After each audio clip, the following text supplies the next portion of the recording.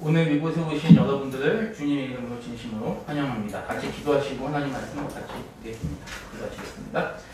하나님 아버지 참으로 감사드립니다. 이렇게 거룩한 주일을 우리에게 허락하시고 하나님 은혜 가운데 영광 돌리게 해주심에 진심으로 감사드립니다.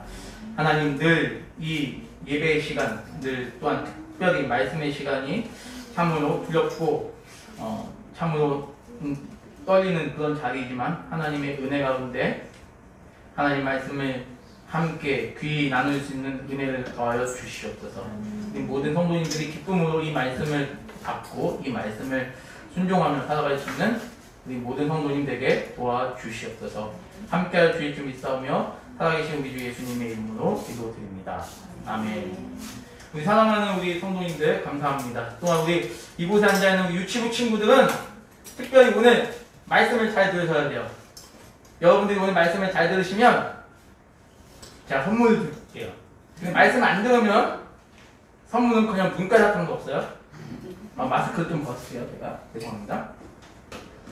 자, 오늘 우리 제목 특별히 우리 유치부 친구들만 한번 따라해 볼게요. 거짓 선지자들의 유혹을 멀리하라. 제가 한국말 했는데 다시 한번. 거짓 선지자들의 유혹을 멀리하라.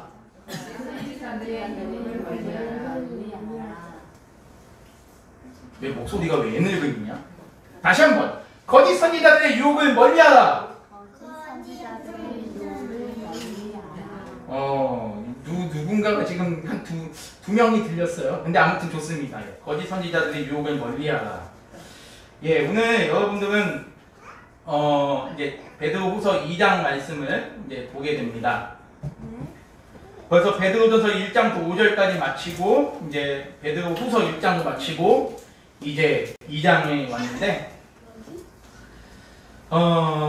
지금 이 사도 베드로의 이 심정을 여러분들이 너무나 잘 알기 때문에 이제 다시 한번 뭐 그걸 강조할 필요는 없을 것 같고, 지금 이 사도가 이제 자기가 지금 없는 상황 속에서 교회에 대한 그 걱정과 그 교회에 대한 위로와 교회에 대한 조언, 충원이죠. 이것을 아주 지금 절실한 마음으로, 가장 진지한 마음으로 이 편지를 쓰고 있습니다. 호진이 하면 엄마 아빠한테 편지 써본 적 있어요? 네, 편지 쓸 때 어떤 마음으로 써요? 막 엄마 아빠의 은혜 감사해서 막 간절한 마음 막 편지 쓰나요? 이렇게 써요? 한번 봐봐요, 호진이. 엄마 아빠 지금까지 저희 키워주셔서 너무너무 감사해요. 엄마 아빠가 없으면 전 죽을 거예요. 이렇게 편지 쓰나요? 창피하는 거 봐봐요. 우리 채훈이 엄마 아빠한테 그렇게 편지 씁니까? 그렇게 안 써요? 대놓고 흔드네 고개는. 다시 한번.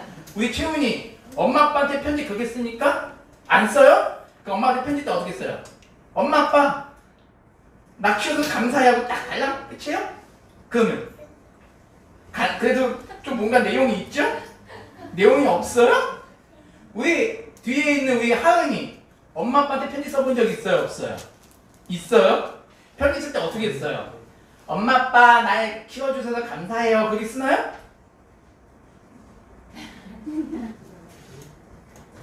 그냥 우리 친구들한테 너무 어려운 질문을 했어요. 죄송합니다. 근데 이 어려운 질문도 가끔 필요해요. 그쵸 여러분들? 지금 여러분들 우리 이제 베드로 할아버지가요 얼마나 이 간절하게 편지를 썼는지 몰라요 여러분들. 다시 한번 제가 아주 쉬운 예를 들게요. 우리 교회 담임 목사님 누구예요 여러분들? 이재신 목사님 누구? 손가락 한번 가르쳐 보세요. 그쵸. 자, 그럼 한번 볼게요. 이재신 목사님이 예를 들어서 성도님들에게, 뭐 여러분들 마찬가지입니다. 성도님들에게 설교를 하거나 기도를 할 때 어떤 마음으로 할 것 같아요? 1번 심심해서 기도한다. 2번 짜증나지만 어쩔 수 없어서 기도한다. 3번 사랑하는 마음으로 기도한다. 몇 번일까요? 몇 번일까요? 3번. 그치? 이거는 아주 대답이 빠르는데 오늘 하은이가 제일 빨랐어요. 그렇죠. 사랑하는 마음으로 기도하죠. 지금 이 베드로 할아버지가 지금 그런 마음으로 지금 편지를 쓰고 있어. 어떤 마음으로 편지 쓰고 있냐면, 우리 호진이한테 한번 물어보는 건 아니야, 호진아. 예를 들면 호진이가 아주 훌륭한 사람이야. 호진이가 훌륭한 사람인데 되게 못된 돼지 같은 아주 못된 나쁜 친구가 있어요. 근데 저 친구가 하나님을 믿지 않아. 하나님 믿지 않는데 우리 호진이는 하나님 너무 사랑해. 그래서 호진이가 이름이 돼지야, 돼지. 돼지야. 왜? 야, 돼지야, 너는 왜 이렇게 먹기만을 그렇게 욕심을 내냐? 그러니까 나는 먹는 게 최고야. 호진이한테 계속. 돼지야, 너는 하나님을 믿어야 돼. 너는 왜 이렇게 너보다 힘이 약한 애들 왜 못 살게 구니? 하나님을 믿어야 된다고? 하나님은 누군데?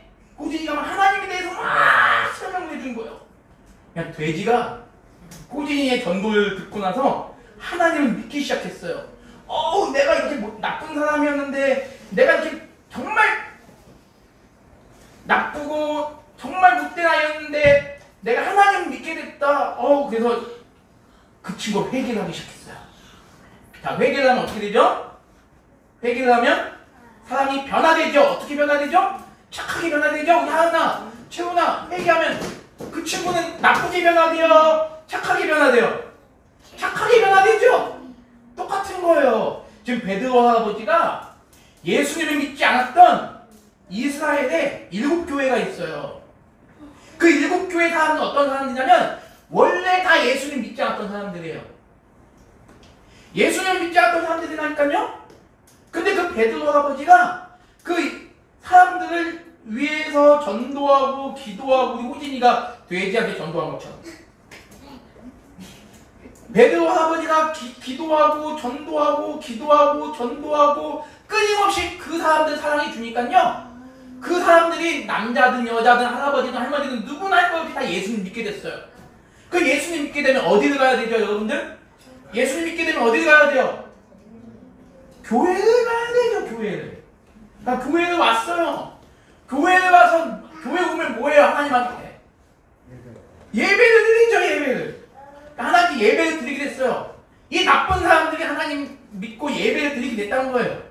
예배 드리니까 채우나 예배 드리면 어떻게 돼요? 하나님 기뻐해요, 안 기뻐해요? 기뻐하죠. 예배를 드리니까 하나님이 기뻐하게 됐어요. 그런데 사람이 점점 많아져요, 적어져요? 많아지죠? 많아지면 어떻게 되겠어요? 한 교회에서 예배를 못 드리게 되니까 교회가 늘어나죠? 몇 개 정도 늘어날 것 같아, 우리 친구들? 몇 개 정도 늘어날 것 같아? 100개? 땡! 몇 개? 따라해볼게요. 7개. 7개 교회로 늘어난 거예요. 7개 교회가 여러분 많아요? 적어요? 많지. 7개 교회는. 여러분 우리 사랑가득교회가 만약 이 다음에 커가지고 교회를 7교회로 늘린다고 생각해보세요. 이거 엄청난 거예요. 그쵸? 우리 목사님 그런 꿈도 가지고 계시죠? 네. 우리 교회가 이렇게 크면 엄청 부흥이 돼가지고 사람들이 엄청 많아지는 거예요. 그러면 여기서 예배를 못 드리잖아요. 그 교회가 7개 막 나눠져서 예배를 드리게 돼요. 그런데 여러분 무서운 일이 발생했어요. 어떤 무서운 일이 발생했냐면 호랑이가 나타나서 그 사람들이 하고 누웠을까요? 아니죠. 누가 나타나냐면 로마라는 거대한 나라에서 예수님 믿는 사람들을 잡아 죽이기 시작했어요. 예수님 믿으면 살아요, 죽어요. 죽는다는 거야. 그러니까 많은 사람들이 죽임을 당해요. 왜 죽임을 당해요? 나는 옛날에 예수님 믿지 않고 정말 나쁘게 살아왔지만 나는 이제는 예수님 믿기 때문에 나는 나를 구원해 주신 예수님을 위해서 죽겠습니다 해가지고 죽임을 당하기 시작했어요. 그런데 여러분 그렇다고 무조건 나 죽여라가 아니라 처음엔 다 도망을 다녀요. 도망을 다니고 피신을 하기 시작해요. 숨어 막 숨기도 해. 그래서 예수님 믿는 분들 계세요. 여러분 지금 우리 호진이도 그렇고 우리 하은이, 하영이, 뭐 채훈이, 노은이 엄마 아빠 품에서 막 예배를 드리잖아요. 엄마가 막 예배 못 드리고 막 여러분 장난치면 엄마가 막 먹을 것도 주고 막 그러면 예배 잘 드리겠단 말이에요. 그런데 그 시대는 그게 아니야. 왜? 숨어서 예배를 드려야 돼요. 예배를 드리다 걸리면 고문당하고 죽어요. 여러분들 고문이 뭘까요? 고문이 우리 호진이 고문이 뭐예요? 고문이 이거야. 호진아 깨 때리는 게 고문이에요. 근데 이렇게 때린다고 고문일까요? 아니야. 이거는 혼내는 거지. 고문은 뭐냐면 이야 때리는 게 고문이에요. 그런 아픔을 당하면서 예수님을 믿는 거죠. 그런데 이 베드로 할아버지가 지금 이 자리에 없어요. 베드로 할아버지 어디 있냐면 감옥에 가 있어. 감옥에. 왜 감옥에 가는지 알아요? 감옥에서 우리 하영이 좀 물었을 거야. 이렇게. 근데 왜 감옥에 가 있냐? 예수님을 전했다가 감옥에 가는 거예요. 여러분 예수님을 믿으세요. 예수님이 이런 분이에요. 예수님은 여러분들 사랑해요. 아무리 여러분들이 더럽고 무서운 일을 졌다 할지라도 예수님만 믿으면 다 용서받아요. 왜? 예수님이 여러분의 죄를 십자가에서 다 용서해 주시기 때문에요. 그렇게 예수님을 전도하다가 감옥에 가게 되는 거예요. 근데 여러분 예수님을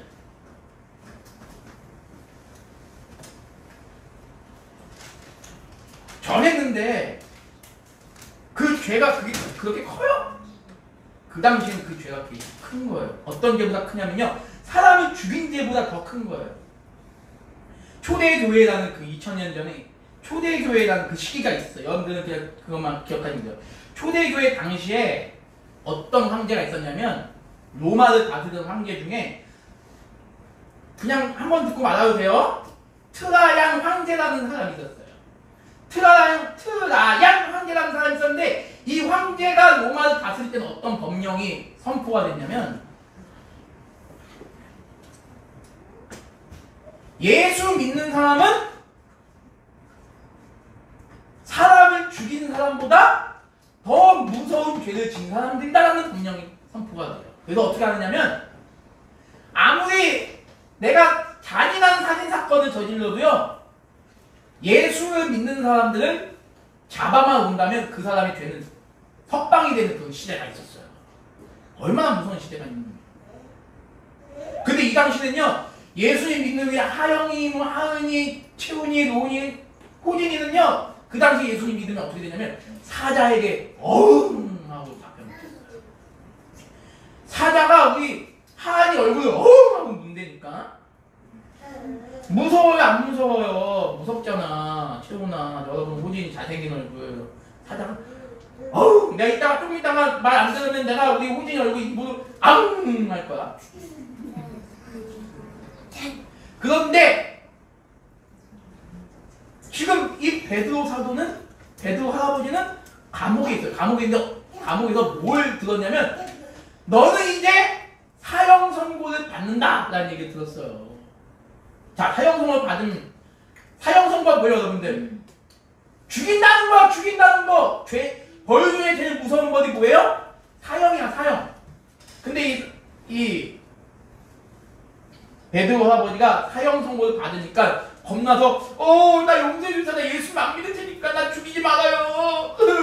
이랬을까요? 아니면 그래 나에게 드디어 사형이 선고가 떨어졌구나.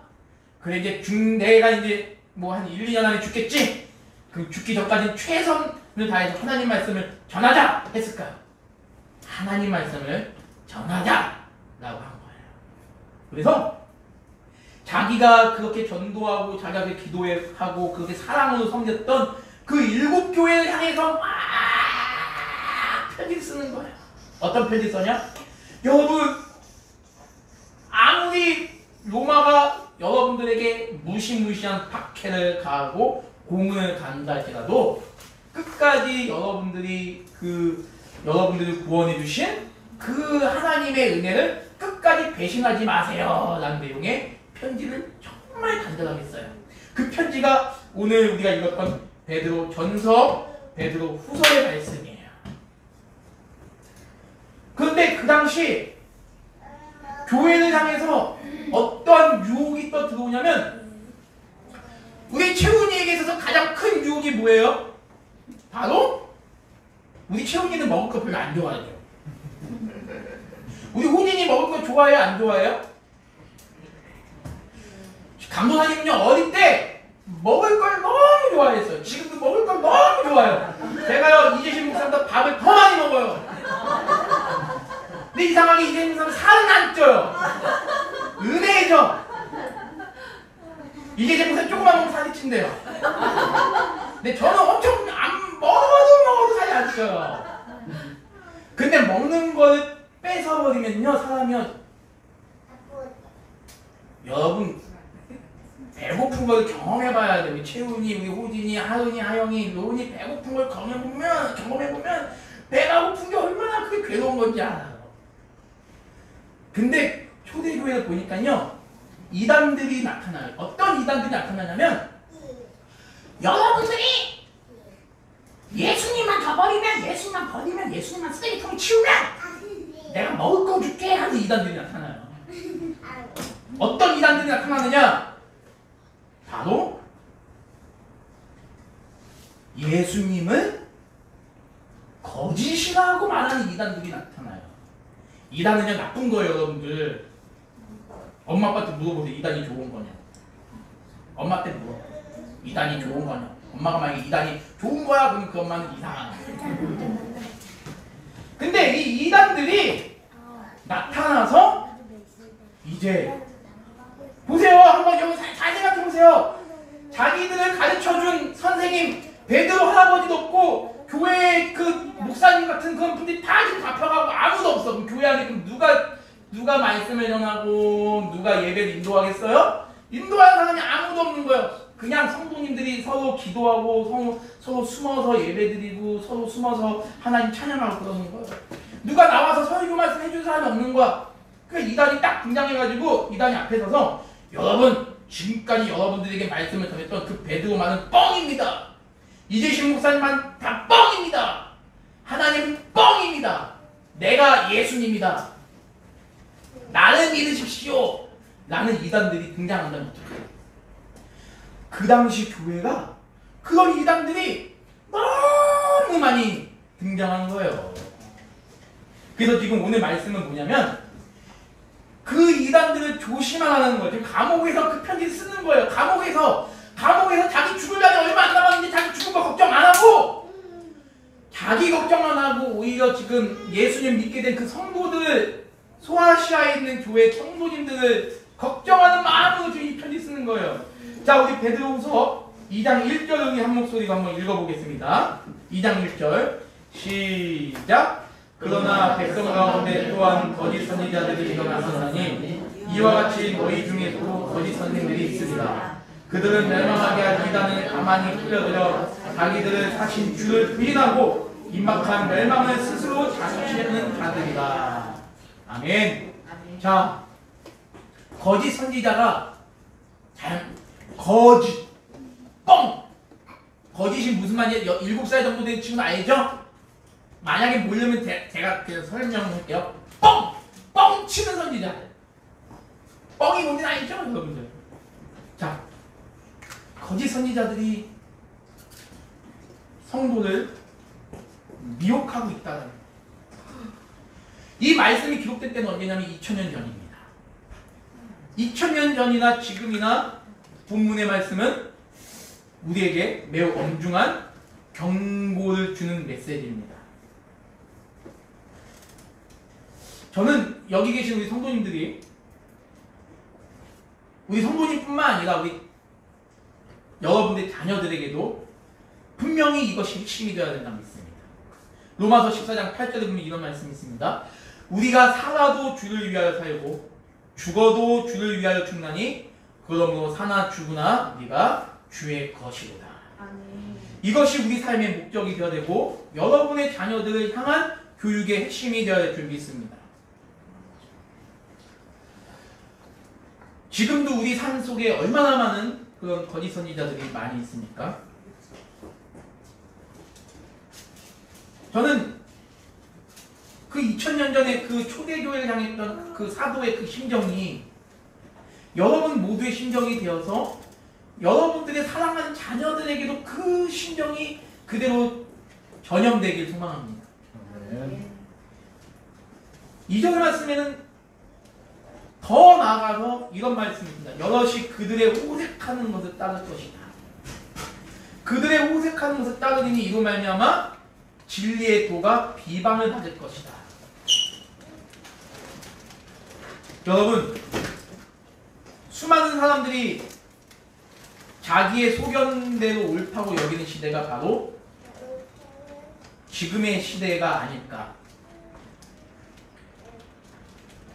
어른들도 마찬가지고요. 요즘 아이들도 자기의 뜻이 있습니다. 내 마음대로요. 특히 7살, 우리 8살, 9살 친구들. 우리 하은이 엄마 말씀을 따르는 게 좋아요. 우리 하은이 멋대로 사는 게 좋아요.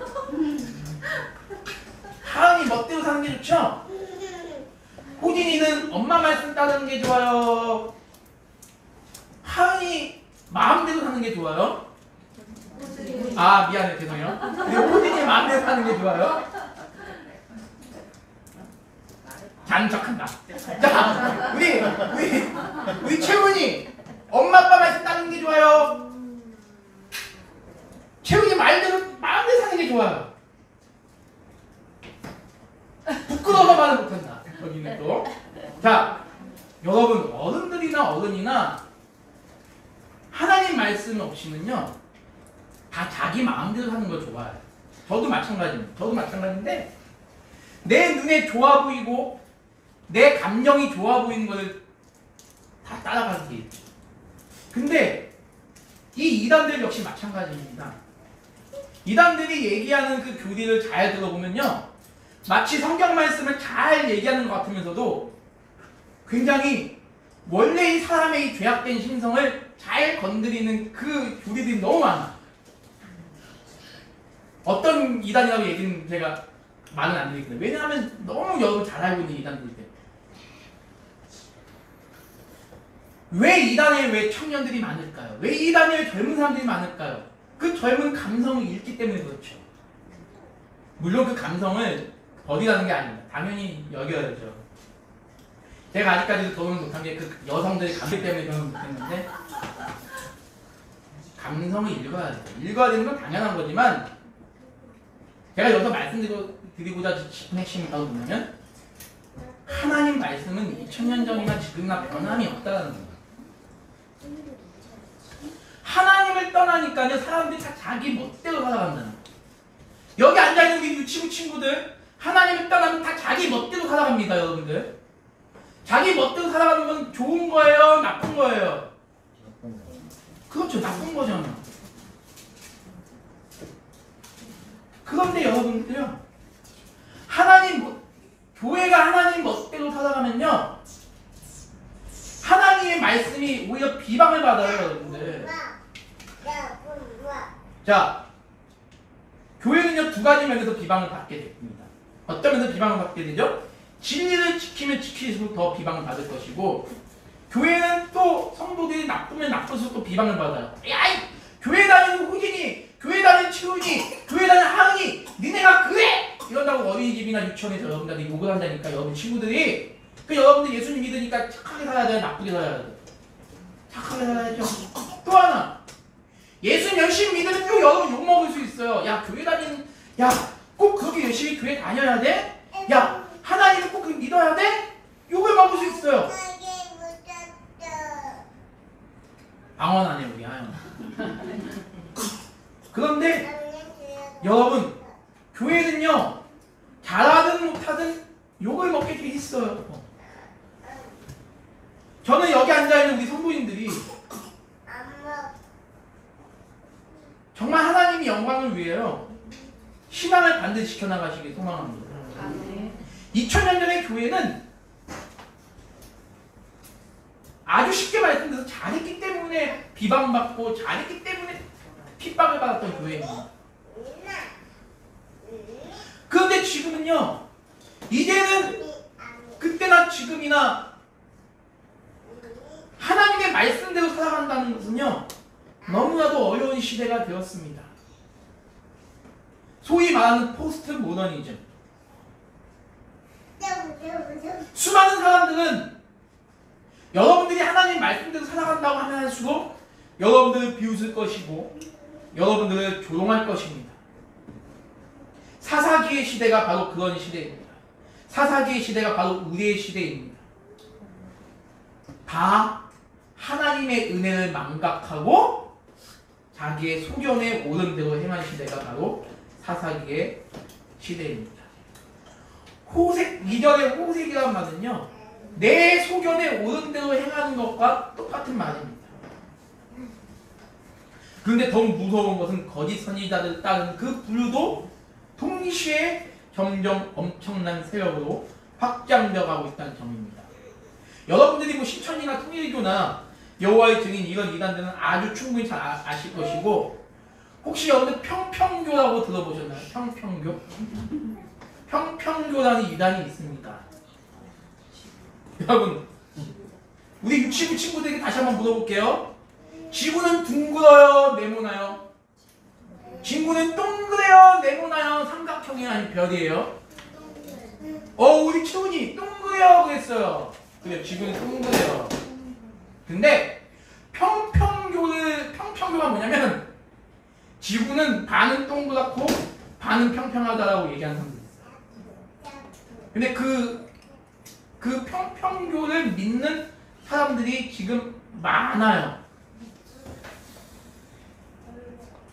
뻥이 아니라 진짜입니다. 평평교를 믿는 이단들이 점점 늘어나고 있습니다. 근데 웃긴 건 뭔지 아세요?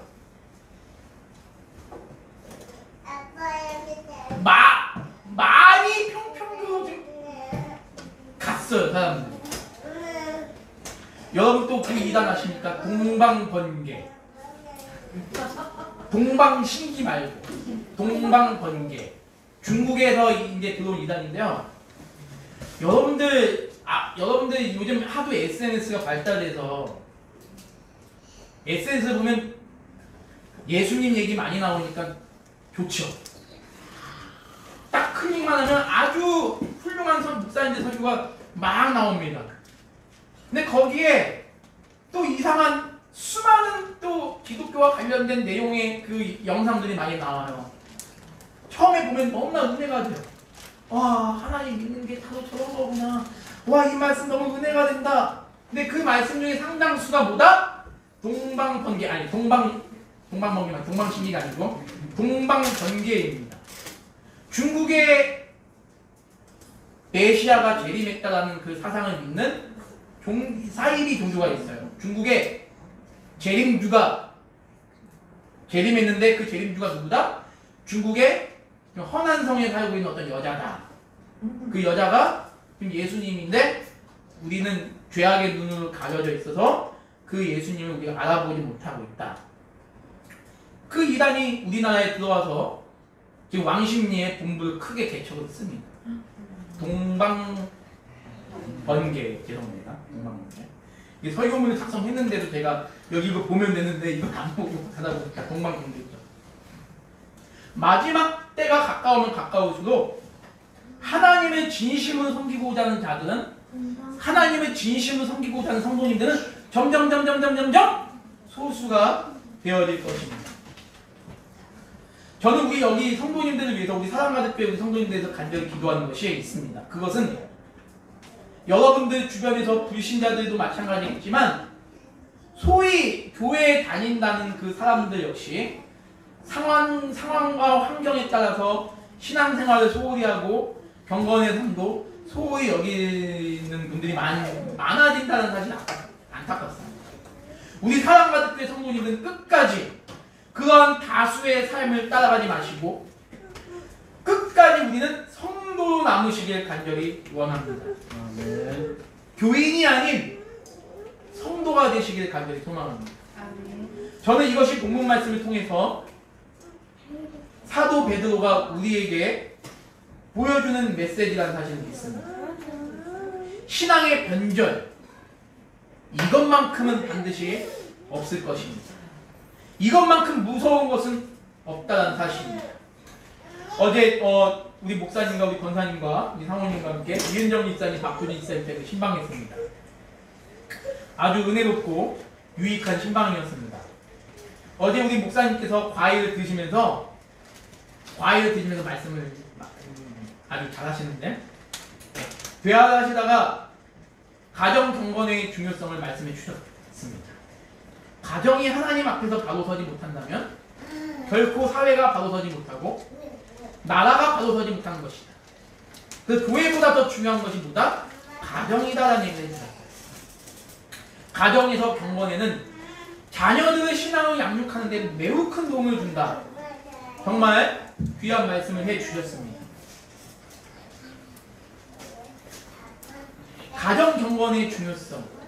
사랑하는 우리 성도 여러분께서는 가정 경건회를 가급적 하셨으면 좋겠습니다. 자녀들에게 신앙의 그 유산을 전수해 주시기 위해서 이 가정 경건회는 반드시 필요하다고 믿습니다. 어제가 아니죠. 수요일날 이 영상 작업을 이제 하는데 이재신 목사님과 이런 대화를 나눴습니다. 이재신 목사님도 마찬가지고 저도 마찬가지고 이런 말을 했습니다. 어머니의 기도가 없었더라면 오늘날의 나라는 존재는 없었을 것이다. 수많은 신앙의 선배들은 부모의 기도, 특별히 어머니의 기도에 대해서 늘 기억하고 있습니다. 1983년 제 나이가 몇 살일까요? 우리 호진아? 83년이면? 우리 내 나이가 몇 살일까요? 호진아? 채훈아, 1983년도가 아직히면 호랑이 담배 피던 시절이야. 그쵸? 1983년도 강도사님 나이가 우리 호진이랑 채훈이랑 호진이 나이예요. 이때 강도사님도 엄마가 있을 거 아니에요. 엄마 없이 내가 어떻게 태어나. 그쵸? 엄마가 늘 강도사님을 업고 새벽 기도를 갔던 게 기억이 나요. 저 7살인데 그 기억이 나요. 초등학교 때는요, 더 나이가 먹어서 초등학교 때는 비를 맞으면서 강도사님 여러분 새벽 기도 아니라 여름 성경학교 새벽에도 했어요. 여름 성경학교. 새벽에 강도사님 엄마가 그 비를 막 쏟아진 그 새벽에 강도사님 데리고 교회를 갔던 게 지금도 기억이 나요. 여러분 이번에 성경학교 하잖아요. 성경학교 며칠 하고 싶어요? 하루 하고 싶어요? 이틀 하고 싶어요? 3일 하고 싶어요? 3일 하고 싶은 친구 아무도 없지? 아무도 없을 거야. 이틀 하는데 그 당시 보통 성경학교 3일 4일 했어요. 새벽 아침 저녁 새벽 아침 저녁 새벽 아침 저녁. 그런데 저는 여러분들에게 우리 사랑하는 성도님들에게 말씀드립니다. 우리 아이들의 신앙교육을 위해서 온 성도가 관심을 가지고 기도해 주시기를 간절히 소망합니다. 우리 아이들의 신앙은 여러분들이 책임져야 합니다. 여러분 부모님들이 책임져야 됩니다. 우리 사랑 가족들과 책임져야 됩니다. 이 말씀을 계속 읽어보시면요, 신앙을 저버리는 그 세대들의 그 무지함, 그 편악, 이것이 얼마나 심각한지 모릅니다. 그런데요, 하나님은요 결코 방관하지 않으십니다.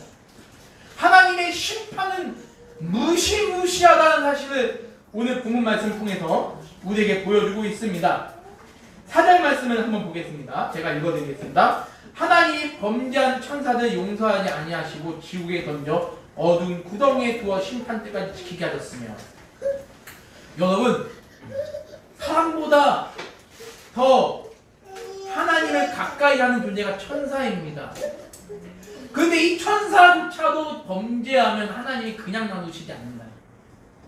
그런데 그 천사도 그냥 두시지 않는데 하나님이 당신의 형상대로 만든 인간이 하나님을 범죄하면 그 하나님의 형벌은 얼마나 무섭겠냐. 죄 중에 가장 무서운 죄는 하나님을 떠나는 죄가 가장 무서운 죄입니다. 우리 여기 앉아있는 우리 성도님들, 여기 앉아있는 사랑하는 우리 유치부 친구들, 하나님을 떠나는 것만큼 무서운 죄는 없다는 사실을 알아줬으면 좋겠어요. 네. 5절 말씀 보십시오.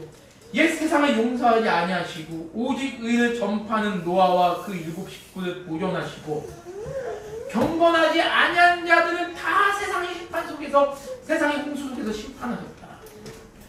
여러분, 하나님의 심판은 무서운 겁니다. 우리 사랑하는 유치부 친구들 잘 들으세요. 하나님의 심판은 무서워요. 엄마 아빠가 때리는 거는 아무것도 아니에요.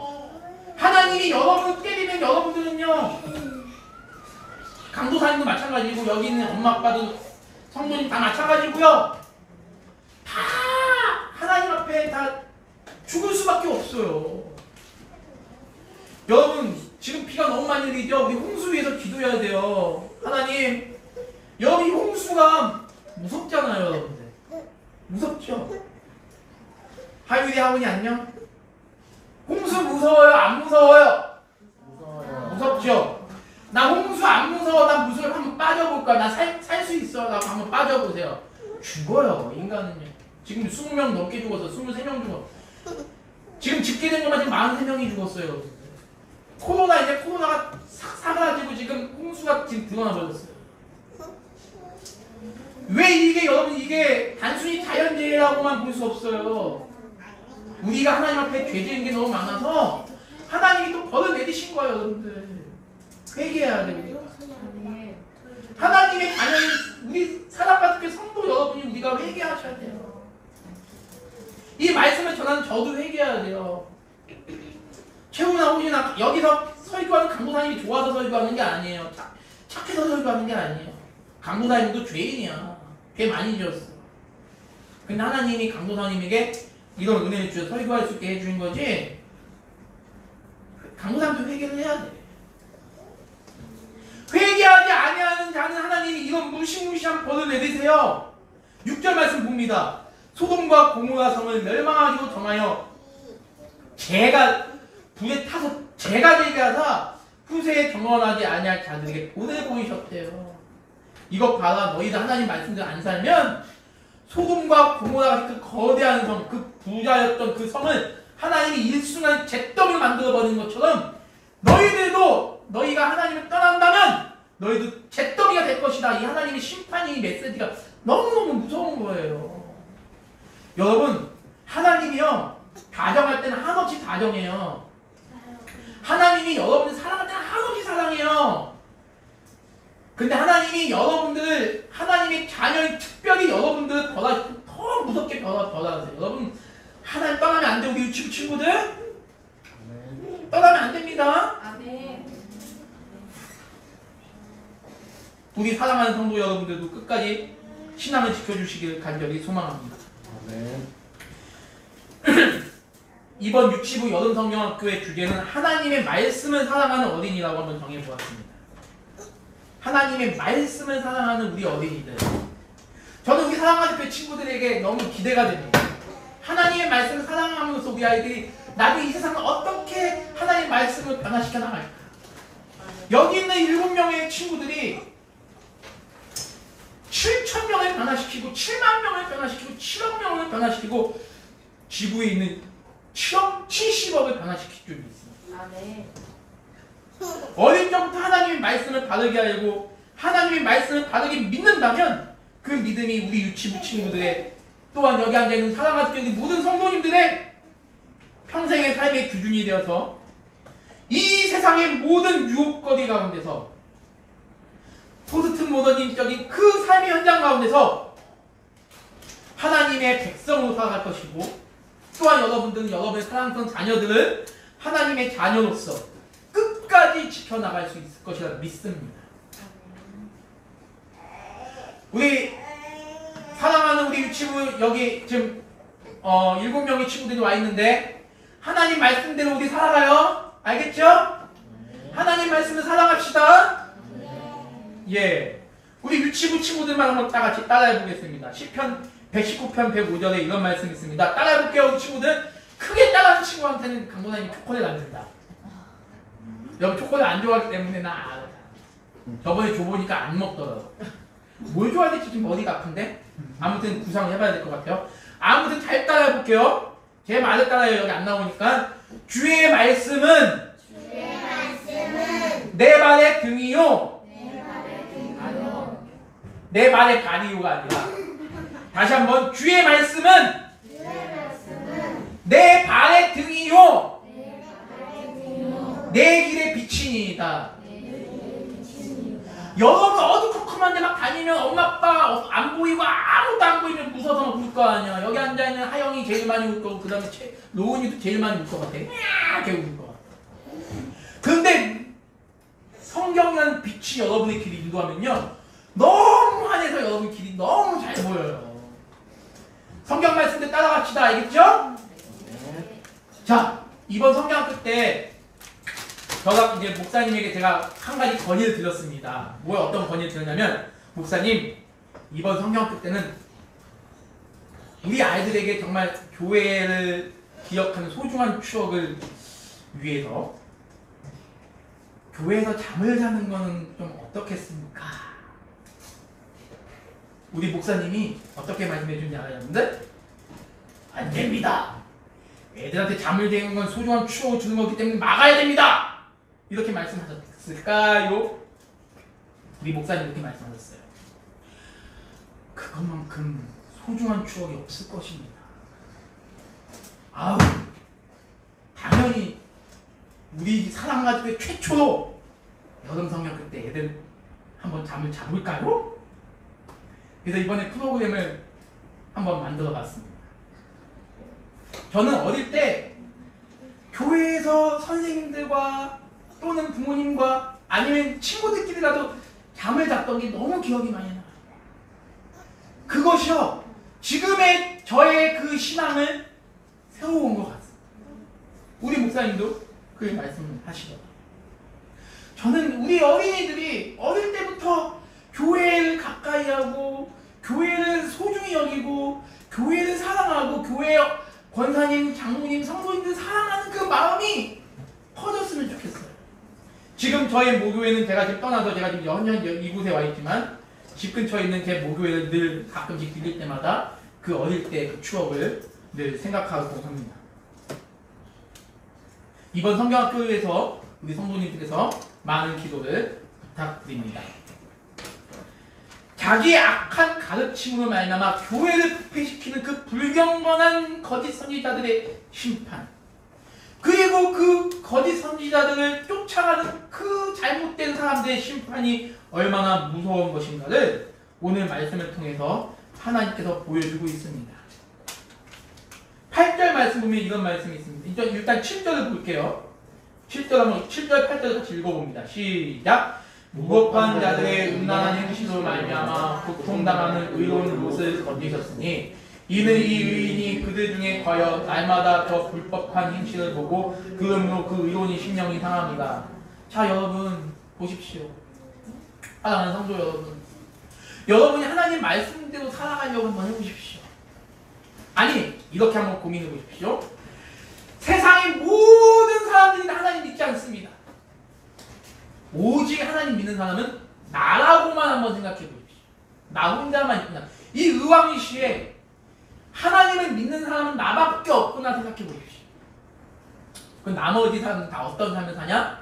다 하나님을 떠나서 온갖 방종의 삶을 산다고 한번 생각해 보십시오. 그 방종의 삶을 살아가고 있는 그 한 명 한 명 한 명 그 무수한 의왕 시민들의 모습을 보면서 나 혼자 하나님을 믿는 내 모습을 한번 생각해 보십시오. 얼마나 내가 외롭겠습니까?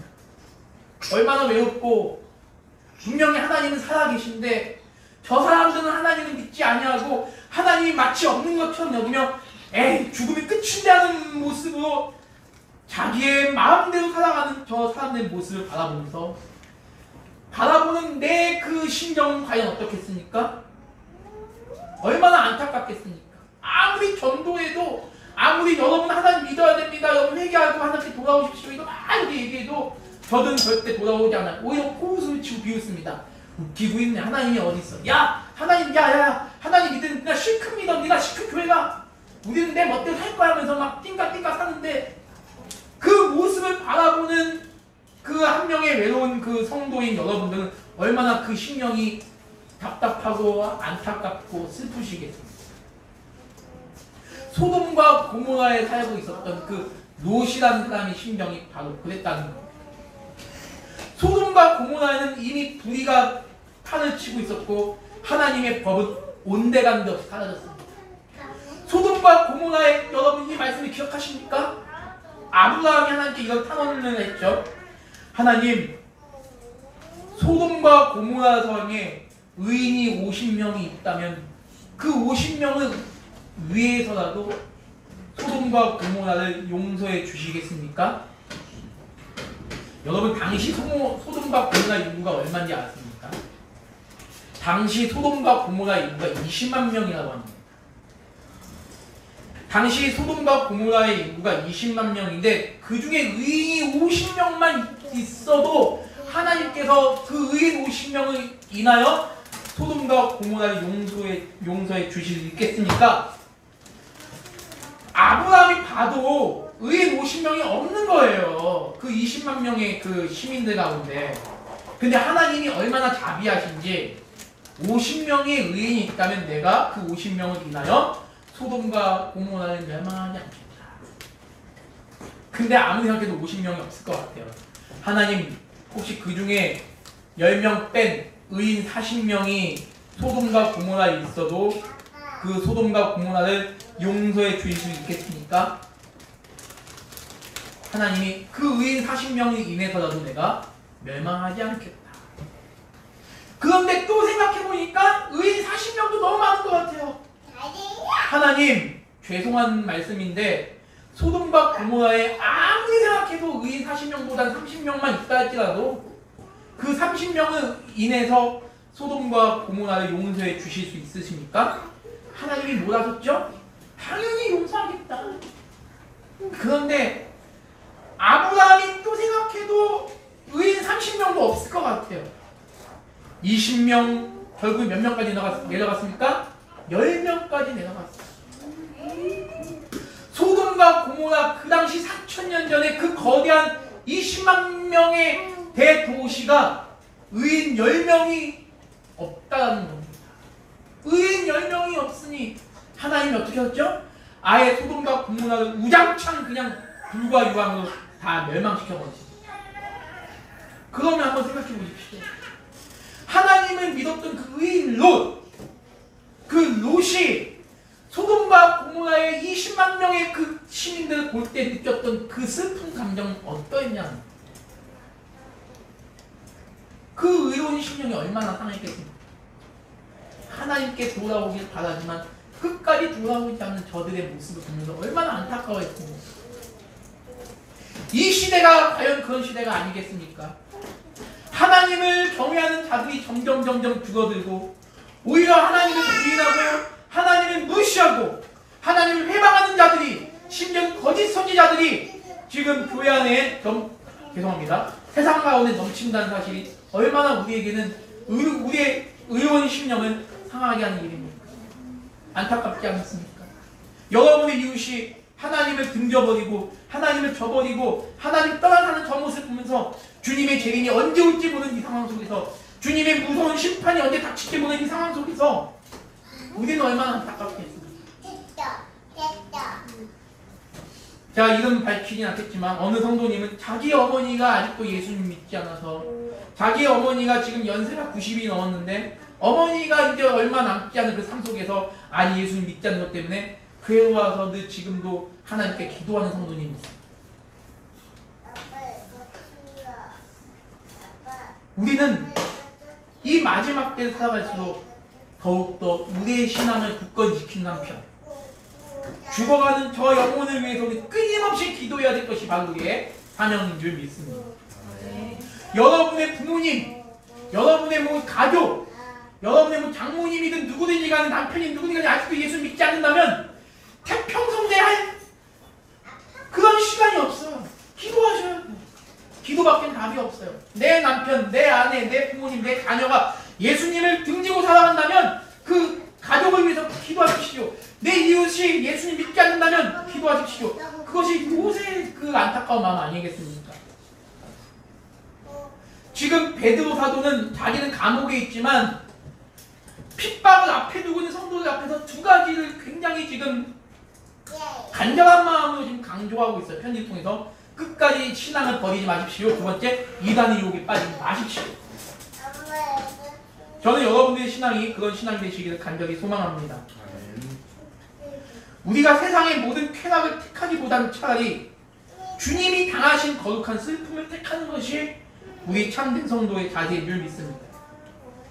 그들은 10절, 11절 말씀 보면 그들은 누구의 말을 거역하느냐? 하나님의 말씀을 거역하는 건 이제는 뭐 아무것도 아니에요. 부모의 말씀을 거역합니다. 자기의 스승의 말씀을 거역합니다. 자기 인생의 선배의 말을 거역합니다. 심지어는 국가의 지도자의 말도 거역하는 시대가 되어버린 상황입니다. 10절 한번 읽어보겠습니다. 10절 시작. 특별히 육체를 따라 더러운 중력 가운데서 행하며 주관하는 일을 멸시하는 자들에게는 형벌할지 아시느니라. 이들은 당돌하고 자긍하며 떨지 않고 영광 있는 자들을 비방하거니와. 자, 여기서 영광이 있는 자들은 누굴까요? 첫 번째, 바로 우리 성도들을 얘기합니다.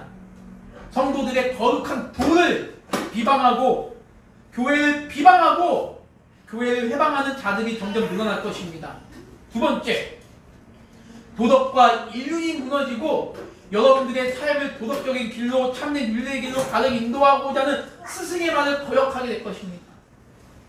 저는 여기 앉아있는 사랑하는 성도 여러분께서 여러분의 자녀를 가르치실 때 어른 공경의 삶이 얼마나 중요한 것인가를 알려주시기를 소망합니다. 그 스승을, 여러분의 자녀들을 가르치는 스승을 또한 존경할 수 있는 마음을 우리 자녀들에게 심어주시길 소망합니다. 또한 우리는 위정자들을 위해서 기도해야 될 줄은 믿습니다. 위정자들이 하나님을 두려워할 수 있도록 그들을 향해서 우리가 화염병을 던지거나 폭력을 행사하는 것이 아니라 당연히 우리의 의견은 얘기하되 그들을 위해서 우리가 기도할 수 있는 성도가 되기 바랍니다. 어른은 자녀를 사랑하고 자녀는 부모를 존경하는 그런 세상이 되길 소망합니다.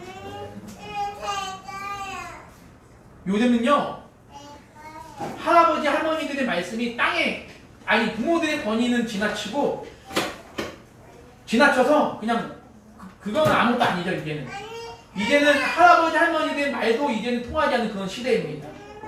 여러분의 자녀들이 10살이 되고 15살이 되고 20살 됐을 때 이 나라의 윤리를 누가 가르쳐야 되겠습니까? 바로 교회가 가르쳐야 됩니다. 교회가 가르치고 교회가 제대로 훈계해야 됩니다. 여러분의 책임이 그 어느 때보다 막중한 시대에 지금 와 있습니다. 11절 말씀이 참 어려운 말씀이에요. 더 큰 힘과 능력을 가진 천사들도 주 앞에서 그들을 거슬러 비방하는 고발을 하지 않는답니다. 무슨 뜻일까요, 이게?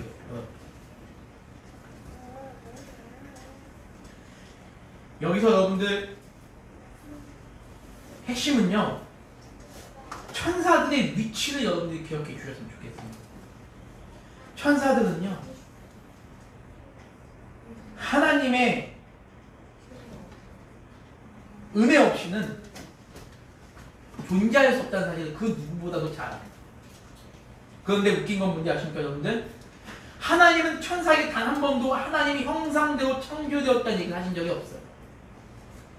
하나님의 형상대로 창조된 존재는 누구만이 하나님의 형상대로 창조된 존재냐면 인간만이 하나님의 형상대로 창조된 존재. 근데 그 하나님의 형상대로 창조되었다는 칭함을 받지 않은 천사들도 하나님의 권위에 순종한다는 겁니다. 그런데 하나님의 형상대로 창조를 받은 그 인간이 하나님의 권위에 순종하지 않는다는 건 뭐냐면, 하나님의 권위에 순종하지 않는다는 것은 곧 사람의 권위에도 순종하지 않는다는 거예요. 이 세상이 그렇게 악한 시대가 됐다. 저는 우리 사랑받을 때 우리 모든 성도님들이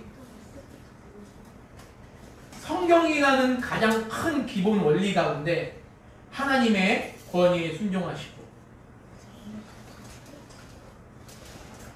하나님이 세우신 질서에 순종하시고 하나님이 여러분에게 주신 자녀들을 그런 방식으로 잘 이끌어 가시기를 간절히 소망합니다. 우리는 기도할 것이 너무나 많습니다. 말씀을 맺도록 하겠습니다. 기도할 것이 너무나 많이 있습니다. 특별히 여기 우리 자녀들이 예배를 드리고 있는데 우리 자녀들을 위해서 우리 모든 성도님들이 합심하여 기도해 주십시오. 채훈이가 호진이가 내 자식이 아니기 때문에 나는 내 자식이 아니기 때문에 내 자식을 위해서만 기도하겠다가 아니라 한 공동체, 한 가족이라는 개념을 가지시고 우리가 기도해 주셨으면 좋겠습니다. 하유리가 마치 내 자녀인 것처럼, 하온이가 마치 내 자녀인 것처럼, 하영이, 하은이, 요은이가 내 자녀인 것처럼 여러분 기도해 주시기 바랍니다. 그리고 또한 성도님들, 여러분 한 분 한 분을 위해서 함께 기도해 주시기를 간절히 소망합니다. 기도가 없이는요, 우리의 신앙은 무너지더라고요. 경험해 보니까 그렇습니다.